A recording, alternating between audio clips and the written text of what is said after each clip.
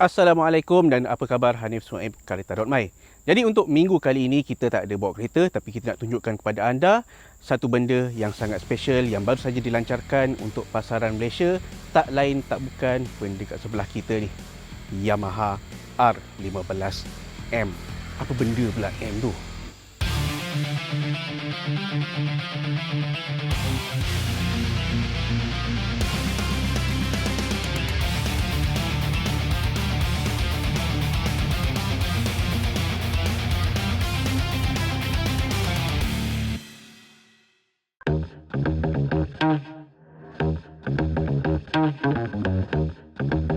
Saya masih ingat lagi pada zaman saya belajar dulu, pada masa tu R15 memang tak langsung dibawa secara rasmi. Hanya ada pada masa tu, tak silap saya, Honda CBR 150R dengan muka yang sangat pelik itu. Dan pada masa itu juga, model Yamaha yang paling popular pada masa itu adalah Yamaha FZ150, dengan bentuk badan naked. Cuma ada sesetengah pemilik yang sanggup mengimport sendiri kit badan full fairing daripada pasaran India untuk dipadankan pada motosikal FZ mereka. Beberapa tahun selepas itu, barulah pihak Hong Leong Yamaha membawa masuk model R15 secara rasmi, iaitu R15 V3 yang kita dah tengok pun sebelum ni. Dan kali ini kita dah pun dapat cuba sendiri R15 V4 yang baru saja dilancarkan beberapa bulan yang lalu. Dan yang paling menariknya, pihak Hong Leong Yamaha membawakan hanya satu varian sahaja, iaitu versi tertinggi R15M dengan bermacam-macam jajan yang dimuatkan. Apa benda yang ada di dalam sebuah pakej berharga RM15,000 ini? Jom ikut saya. Okey, dari segi spesifikasi, R15 masih lagi mengekalkan enjin 155cc silinder tunggal dengan sejukan cecair, di mana ia mampu menghasilkan kuasa setinggi 19 HP dan 14.7 Nm. Dipadankan dengan sistem transmisi 6 nisbah kelajuan dan sistem gantungan. Bahagian depan dia menggunakan fork hadapan KYB dan di bahagian belakang menggunakan penyerap hentak tunggal. Rim pula bersaiz 17 inci.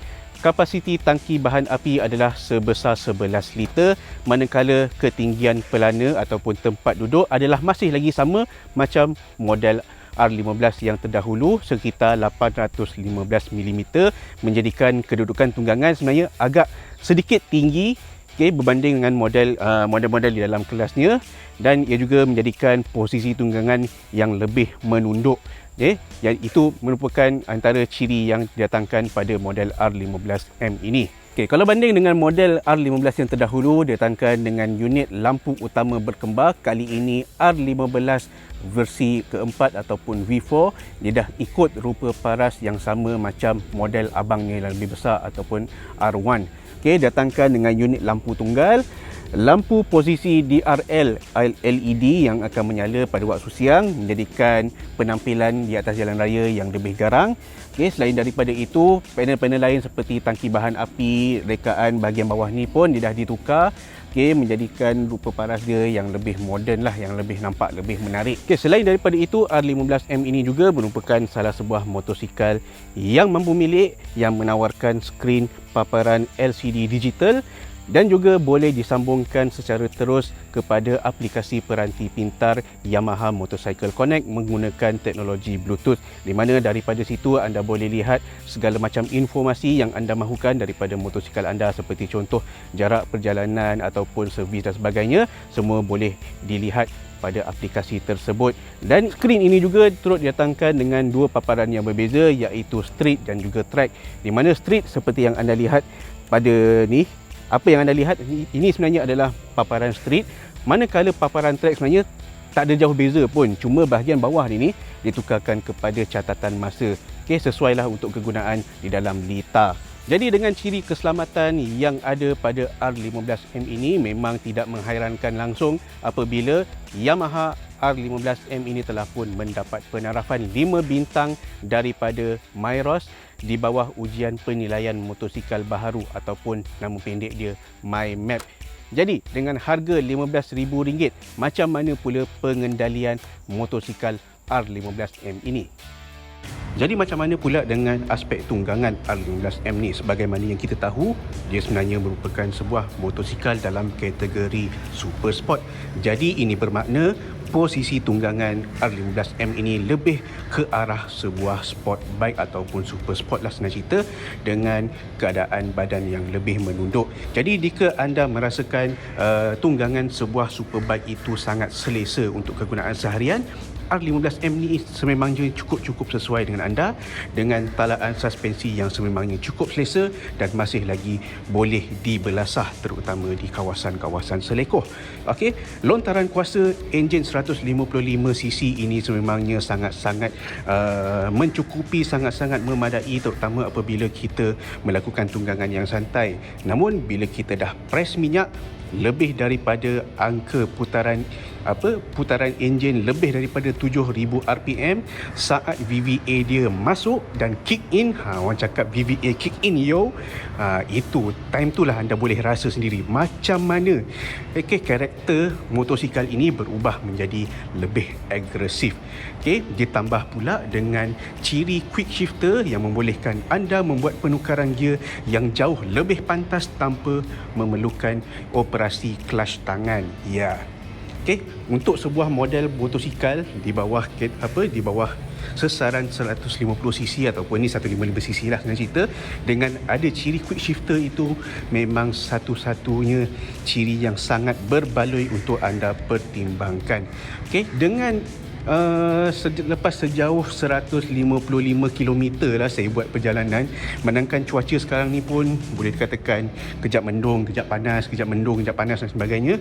Saya hanya dapat melakukan perjalanan yang pendek sahaja, dan dengan melakukan tunggangan santai bercampur-campur dengan tunggangan yang agresif dan selekoh dan sebagainya, ia masih lagi mampu memberikan bacaan penggunaan bahan api yang sangat rendah, 2.8 liter untuk setiap 100 km. Kalau ikut kepada meter tu, dia masih lagi ada lebih kurang setengah lagi tangki dia tu. Jadi berdasarkan kiraan, dia bolehlah cecah kalau melakukan tunggangan santai lebih kurang dalam 200 lebih ke 300 km lah. Ini bergantung kepada cara anda menunggang superbike ni. Superbike 155cc ni. Bergantung pada cara anda menunggang. Kalau dapat bacaan yang lebih baik, itu maknanya anda memangnya seorang penunggang yang cukup sopan di atas jalan raya. Tapi untuk bawa superbike ni, superbike dengan keadaan yang santai, saya rasa tak mungkin lah. The moment bila anda dapat rasa sendiri dia punya lontaran kuasa yang diberikan, memang anda tak akan rasa duduk perlahan. Terutama di atas lebuh raya, anda akan memecut dengan lebih laju. Berdasarkan ujian yang saya buat, R15M ini kalau kita melakukan posisi tunggangan yang biasa, tidak terlalu menunduk, anda boleh dapat bacaan sekitar dalam 130 km per jam. Dan jika kalau anda menunduk dengan lebih, kalau ikut kata kawan saya, boleh dapat sekitar 150 km per jam. Tapi untuk kita capai kelajuan tu atas lebuh raya, saya rasa saya tak sesuai lah untuk kelajuan seperti itu. Kerana apa? Saya masih lagi sayang nyawa saya. Jadi lebih sesuai untuk anda melampiaskan segala kuasa yang ada pada R15M ini di dalam lita. Itu sebenarnya lebih sesuai. Jadi untuk siapa yang patut beli R15M ini?